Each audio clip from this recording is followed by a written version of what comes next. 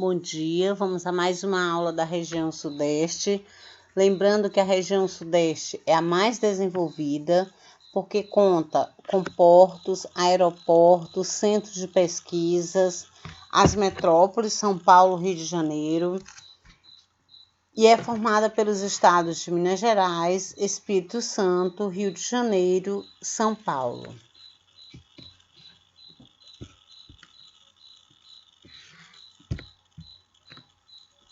É nessa região que nós vamos ver a parte mais importante nas indústrias do nosso país.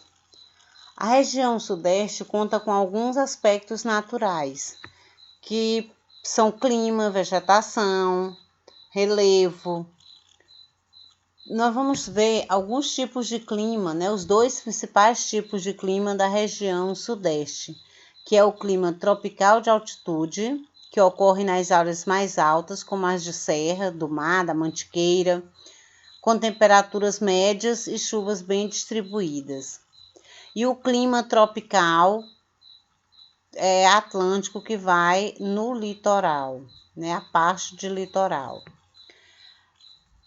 Nós temos na região Sudeste uma área chamada de Serra do Espinhaço, que é próximo de Belo Horizonte, onde se encontra o quadrilátero ferrífero. E nesse local é encontrado a maior quantidade de ferro, de manganês, de bauxita, e é nessa região, nesse quadrilátero ferrífero, que fica a maior jazida de minério de ferro do nosso país. Na região Sudeste, a vegetação predominante é a Mata Atlântica, que recobria parte do litoral e algumas áreas da Serra do Mar e da Mantiqueira. Só que a Mata Atlântica ela sofreu desmatamento devido ao aumento da população, devido à distribuição de plantios como café, entre outros. Mas nessa região Sudeste também nós temos a predominância de cerrado, que são árvores de troncos retorcidos, espaçosos, com gramíneas.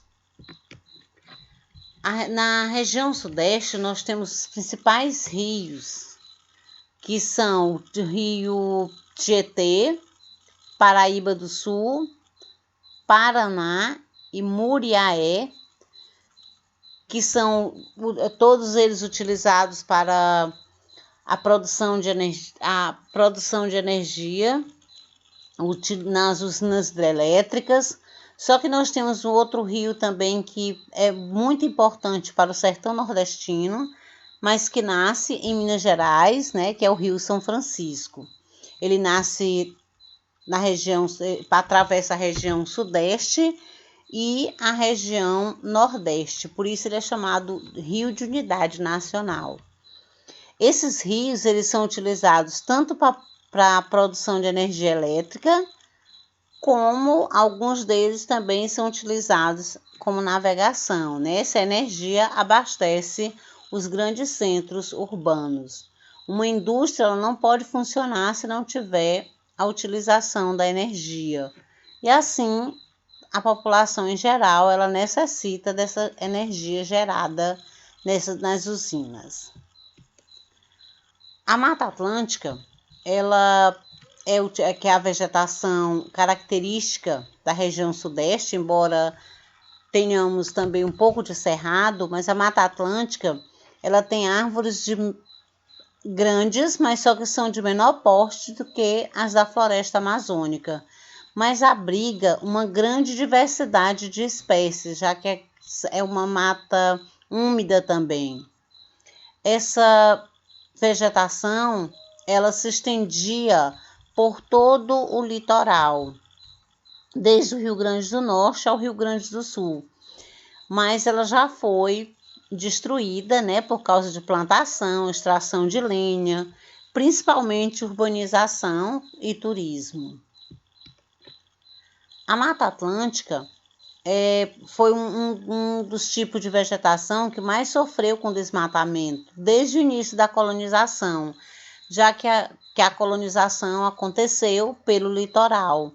E primeiro retirou-se madeira, depois foi devastando com outros itens, como cana-de-açúcar, lavouras, né, pastagens, entre outras. Então, primeiro explorou-se o pau-brasil no litoral, depois colocaram pastagens, depois lavouras, as principais cidades, né, indústrias, né, que fazem com que haja um crescimento econômico no litoral. Embora ainda se tenha uma grande dificuldade para preservar a Mata Atlântica, a preocupação com esse bioma já surgiu desde o século XIX, quando a Floresta da Tijuca houve uma escassez de água no Rio de Janeiro, percebido, e vieram a verificar que foi um impacto ambiental na cidade. Houve uma escassez de água e essa escassez veio pela devastação da Floresta da Tijuca, onde eles plantaram café. Então, eles tentaram reflorestar essa área aí. No mesmo ano, né, já Dom Pedro II decidiu iniciar o reflorestamento da área, que por possuir minas, né, de água, né, locais importantes para o abastecimento da cidade, locais onde eram nascentes de rios. Por isso eles resolveram reflorestar essa área. Uma área onde tem nascentes de rios que não tem floresta, ela faz com que essas águas sequem, né, deixe de existir. Então, por isso eles precisavam preservar a vegetação para que pudessem preservar também as águas do local. Por isso é que a importância de um reflorestamento, a importância do cuidado com a vegetação, do cuidado com qualquer tipo de vegetação do local. Ainda que a vegetação não seja tão densa, ela guarda e abriga muitos animais e plantas que são necessários para os nossos cuidados, para a nossa alimentação e também para os nossos medicamentos.